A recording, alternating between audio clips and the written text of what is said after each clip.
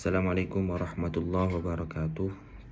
Perkenalkan, nama saya Abdul Hakim Hidayat dari Prodi Pendidikan Guru Madrasah Ibtidaiyah Fakultas Studi Islam Universitas Muhammadiyah Riau dengan NIM 22080301. Pada sore hari ini saya ingin membuat video mengenai tugas ujian tengah semester mata kuliah belajar dan pembelajaran.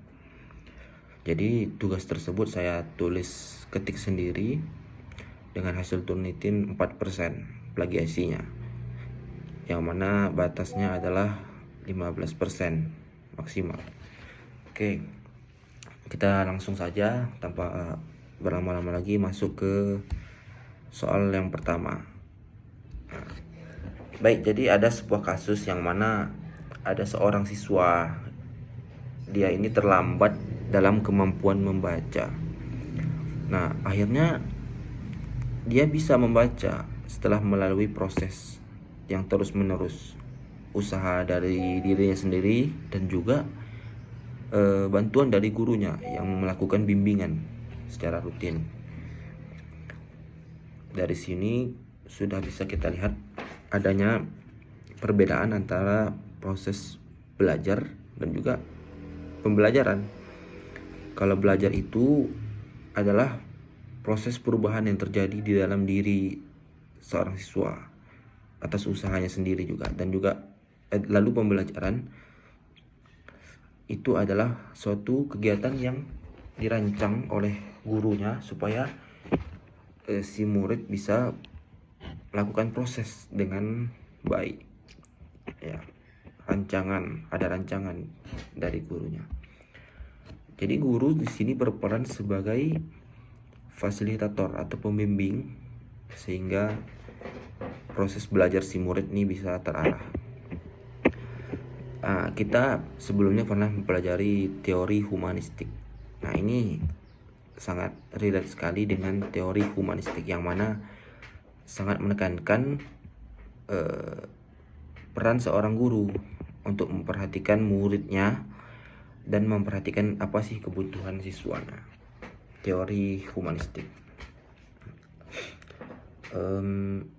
Lalu belajar itu bukan hanya dari gurunya saja, tapi juga dari muridnya yang harus memiliki niat dan semangat sehingga tidak sia-sia semua pelajaran yang diberikan oleh guru tersebut.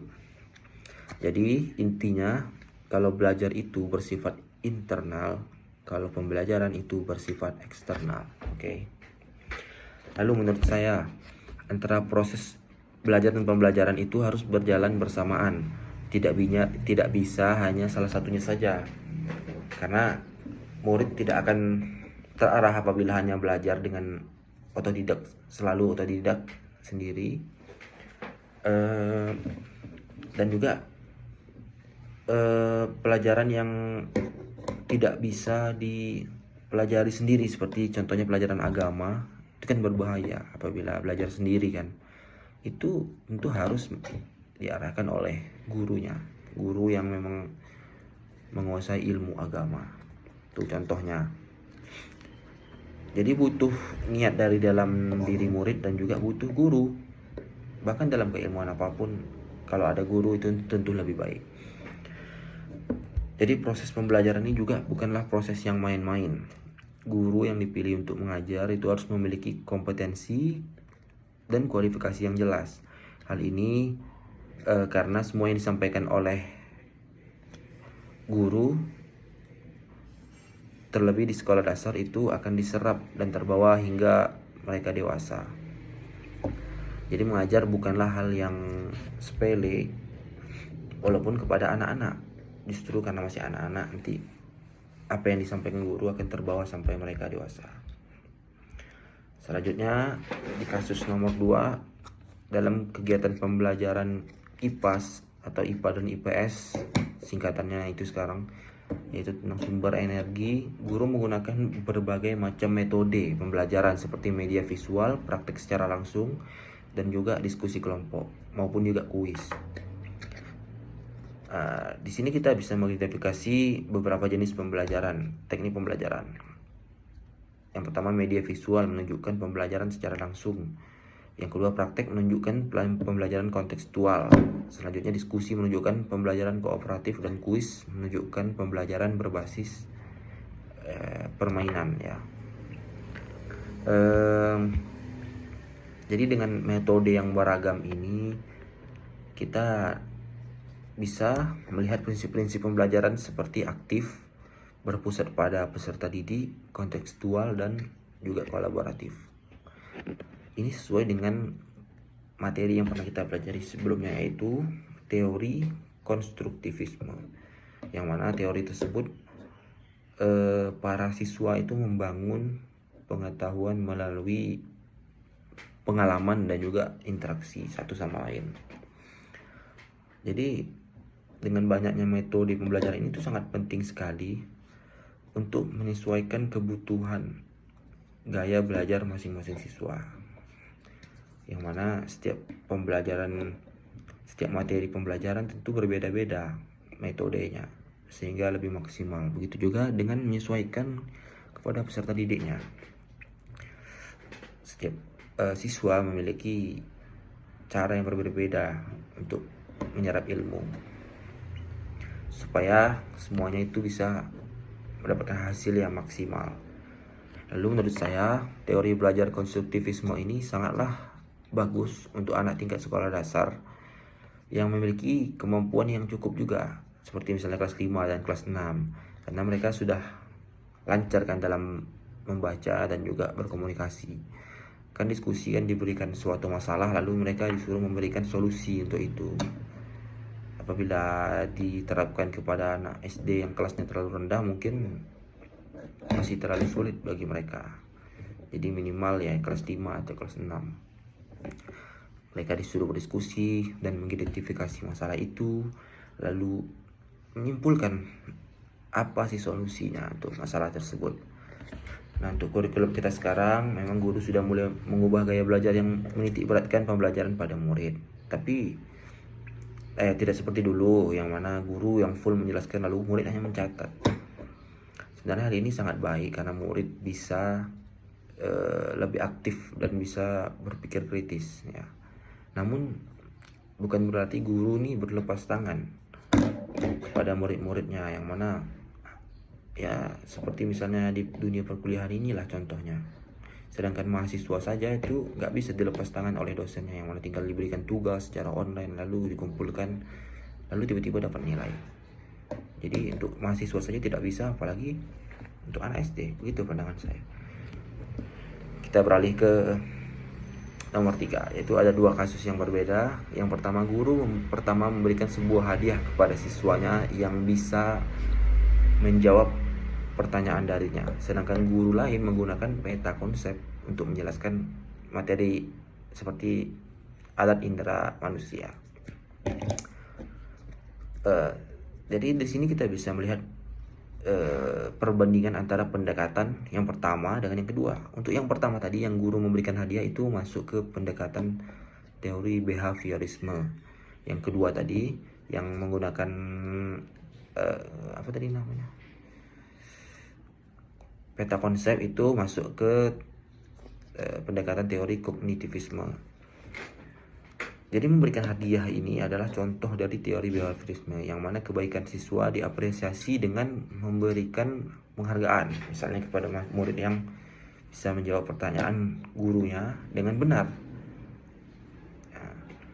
Jadi guru ini menciptakan stimulus atau rangsangan kepada muridnya untuk mengharapkan dorongan atau mendorong respon dari muridnya berupa keaktifan mereka untuk saling berlomba-lomba menjawab pertanyaan dari gurunya. Ya, kelebihan dari teori behaviorisme ini itu bisa mendapatkan respon langsung dari muridnya, yang mereka langsung tiba-tiba aktif karena ditawarkan akan mendapatkan hadiah. Tapi kelemahannya, murid bisa menjadi berpatok kepada hadiahnya. Bila tidak ada hadiah, Ditakutkan mereka malah menjadi tidak ingin menjawab lagi. Lalu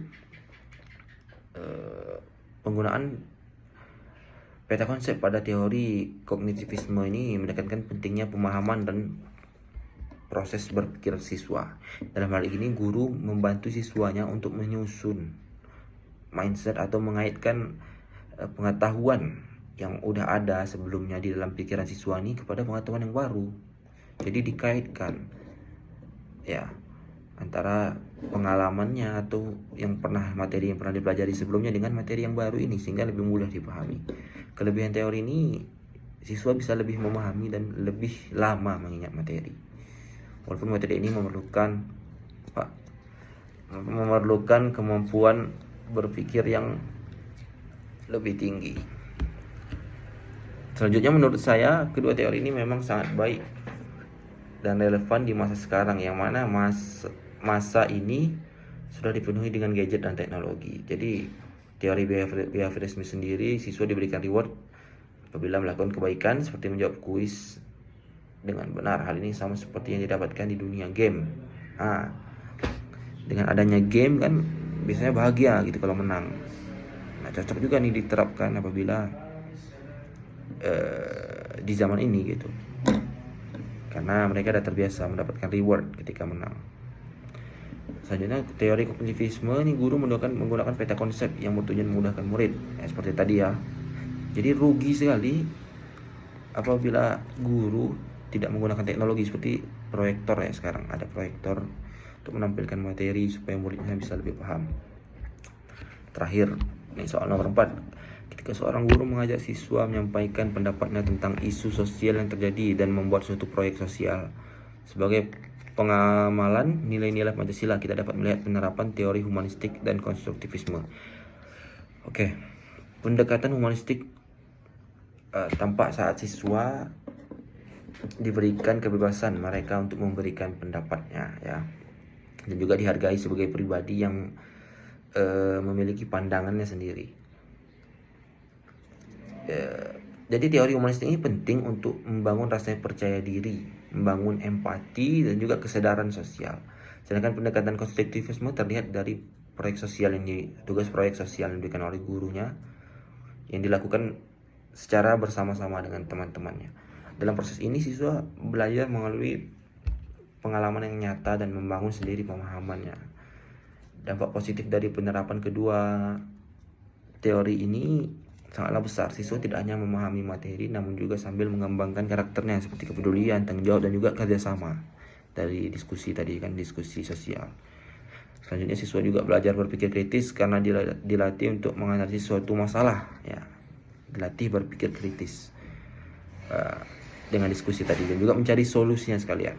Dengan demikian pembelajaran tidak hanya bersifat akademis tapi juga membentuk kepribadian siswa yang peduli terhadap lingkungan sekitar dan juga berkarakter tentunya. Setiap manusia kan memiliki hak untuk berpendapat, hak untuk menyalurkan pendapatnya masing-masing. Jadi dalam proses pembelajaran, guru tentu harus mengapresiasi apa setiap pendapat yang dikeluarkan oleh muridnya. Tidak langsung menjatuhkan, sekalipun misalnya pendapat muridnya itu salah, guru harus mengoreksi dengan cara yang benar ya, supaya mereka tidak menjadi malu atau tidak pede lagi untuk menyampaikan pendapat karena respon guru yang tidak baik saat membenarkan pendapat siswanya yang salah. Dari segi penilaian pun guru harus memandang secara luas, bukan hanya berfokus pada angka saja. Selanjutnya ketika guru memberikan tugas kelompok, guru tersebut harus adil ya, mulai dari penilaian tadi dan juga dari sisi menghadapi muridnya itu harus adil guru tersebut, baik antara yang pintar maupun yang kurang cepat dalam menangkap materi. Tidak terasa sudah 15 menit kita di sini. Saya mohon maaf apabila ada kesalahan. Terima kasih atas perhatiannya sampai di akhir video ini. Selanjutnya link video tersebut akan saya terakan di dalam jawabannya ya, lembar jawabannya beserta tulisannya juga. Terima kasih juga kepada Ibu Ami yang telah mengajarkan kami selama setengah semester ini, dan sudah banyak sekali ilmu yang bisa kami serap dengan segala metode pembelajaran yang Ibu terapkan kepada kami. Baik, billahi fisabilillah, fastabiqul khairat. Assalamualaikum warahmatullahi wabarakatuh.